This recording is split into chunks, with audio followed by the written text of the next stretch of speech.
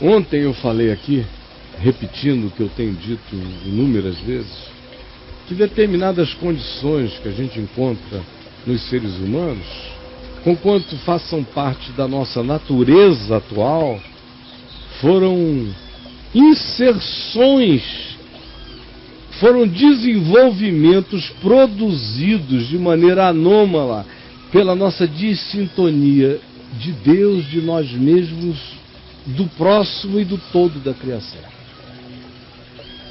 Tudo que acontece de maneira diferente em nós e que grita diferenças, o livro de Gênesis descreve dizendo do seguinte modo: daqui para frente aparecerão cardos e abrolhos. Eles aparecem na natureza e aparecem na nossa natureza. E não há nenhum de nós que não tenha cardos e abrolhos. Nenhum de nós. Ontem eu mencionei os cardos e abrolhos na vida angustiosa daquela pessoinha que disse: eu carrego uma pulsão gay dentro de mim.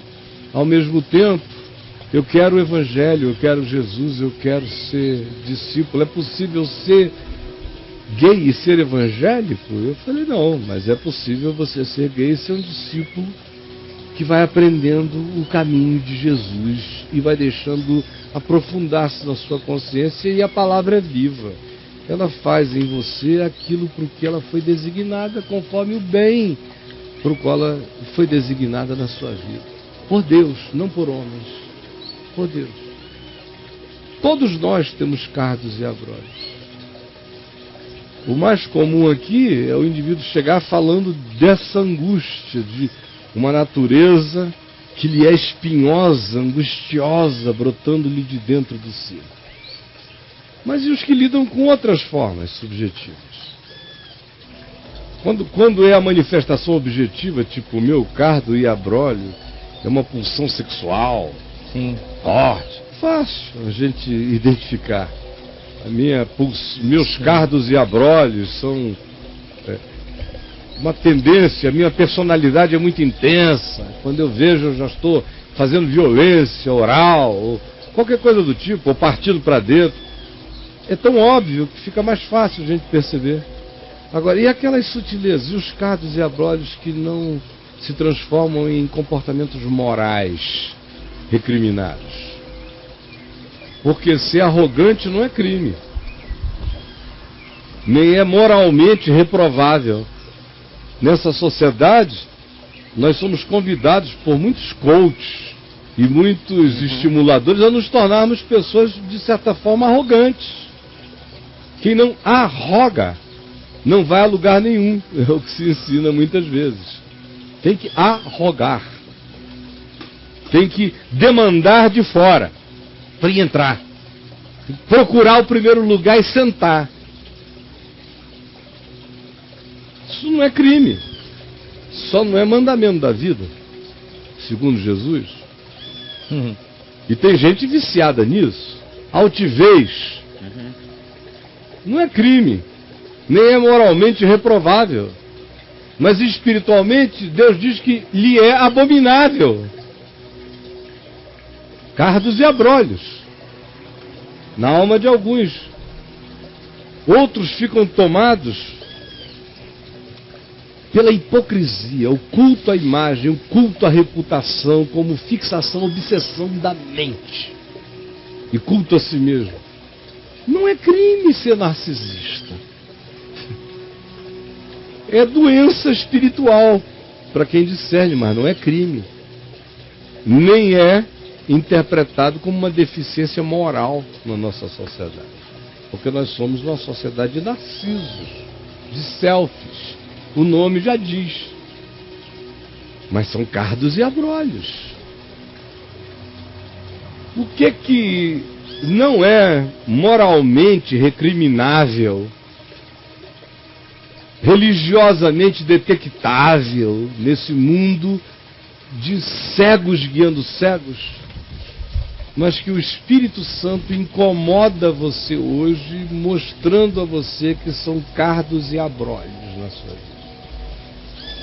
Tem uma notícia a lhe dar: não importa quais sejam os seus cardos e abrolhos, os espinhos e as espinhosidades do seu ser e da sua alma, a graça de Deus pode brotar em você, sabendo uma coisa, deixa eu lhe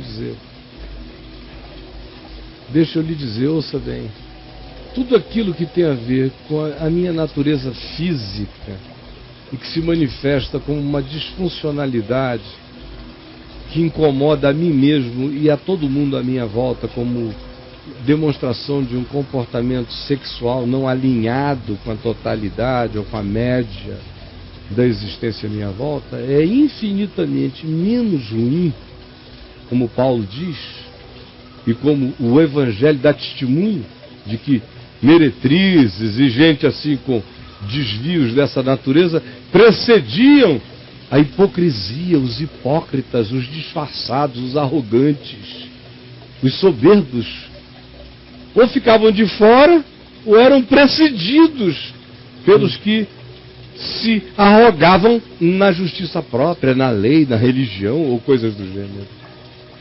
A Escritura diz isso, o Espírito dela dá esse testemunho. O homem segundo o coração de Deus no Velho Testamento cometeu deslizes de natureza moral. Agora, ele, e a gente viu aqui anteontem, como eu contei a história familiar dele resumidamente, como ele também, como pai, não foi sábio. Mas continuou sendo dito que era um homem segundo o coração de Deus, porque tinha uma coisa, quando a soberba batia no cara, ele já caía de joelho. Ele não aguentava andar de maneira altiva. Não suportava existir achando que ele era suficiente em si mesmo. E ele se quebrantava sempre, voltava sempre em prantos à vontade de render-se e ajustar-se em Deus. Então veja como Deus não vê como vê o homem vê a aparência, o Senhor vê, porém, o coração. E o apóstolo Paulo diz, aquele que comete imoralidade peca contra o seu próprio corpo. Então é algo que se confina a mim. Agora, aquilo que eu produzo no meu espírito, como arrogância, soberba, altivez, narcisismo, mentira, culto à reputação, hipocrisia, disfarçatez, são produções totalmente abstratas do meu ser espiritual. E recebem da parte de Deus um vaticínio poderoso de que isto é insuportável. Insuportável. No entanto, não importa qual seja o espinho, a natureza dele, os que sejam dessa natureza insuportável vão ser todos cortados pela palavra, arrancados na sua raiz de você. E aquilo que você não conseguir ainda alterar ou ver alterado de vez na sua vez, não desista na sua vida, não desista. Não desista. Tem coisas que passam de uma vez, outras a gente vai tirando. A gente vai tirando de si mesmo. Vai tirando. E tem alguns espinhos que Deus deixa para nos salvar. Como deixou em Paulo.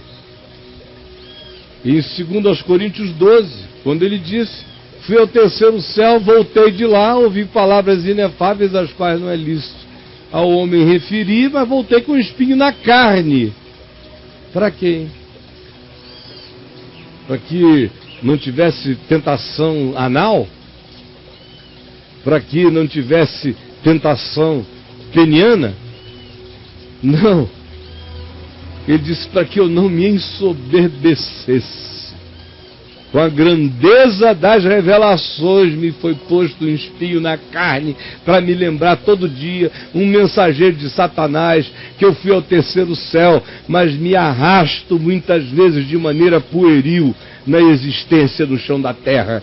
Tenho que andar quebrantado e aquele que se gloria, glorie-se exclusivamente no Senhor.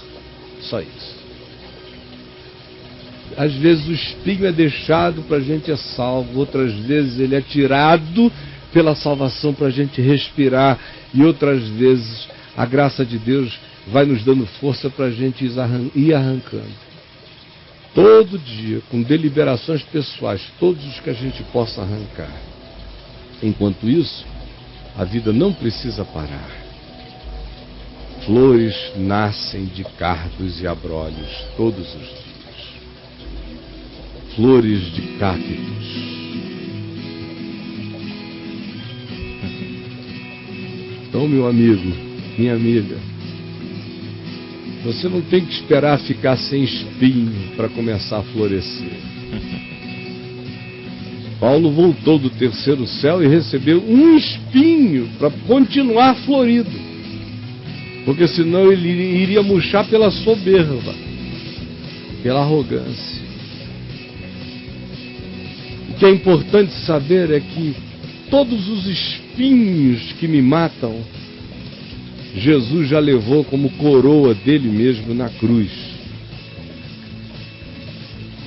Ele se deixou coroar por espinhos, para que na minha vida a coroa dos meus espinhos seja a graça de Deus se aperfeiçoando na minha fraqueza, seja a graça de Deus me dando poder também para ir arrancando de mim as minhas espinhosidades.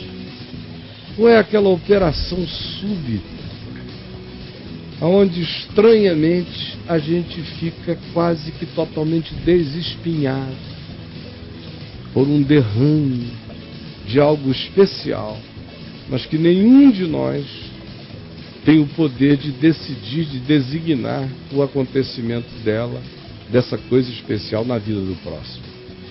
Cada um busca em si mesmo florir e desabrochar para Deus, apesar de qualquer espinho, em qualquer estação. Faça isso hoje. Faça isso hoje. Jesus, eu te entrego todas essas pessoinhas, algumas estão murchando de desesperança, porque disseram a elas que gente que tem espinho é gente que tu abominas. E não disseram a elas que tu levaste na cruz a coroa dos nossos espinhos. Tu deixaste que ela caísse sobre ti, dos nossos cardos e abrolhos, para que apesar deles nós sejamos coroados de glória em Cristo. E nos abramos para que tu nos desespinhes, ou para que tu ponhas um espinho na nossa carne que nos cure. Porque nós não sabemos o que nos será melhor nem pior, nem bem e nem mal. Nós sabemos tão pouco. Nós só sabemos e podemos fazer as escolhas do que já disseste que temos que fazer. E é por tais escolhas já afirmadas que nós vivemos no teu amor. Mas não é por teleguiamento, porque nós somos daqueles que andam pela fé, praticando o que é bom e esperando que tu manifestes sempre a tua vontade na nossa vida. Abre o entendimento de cada um e salva-nos da estupidez espiritual para a sensibilidade dos filhos de Deus. É o que eu te peço, em nome de Jesus. Amém. Amém.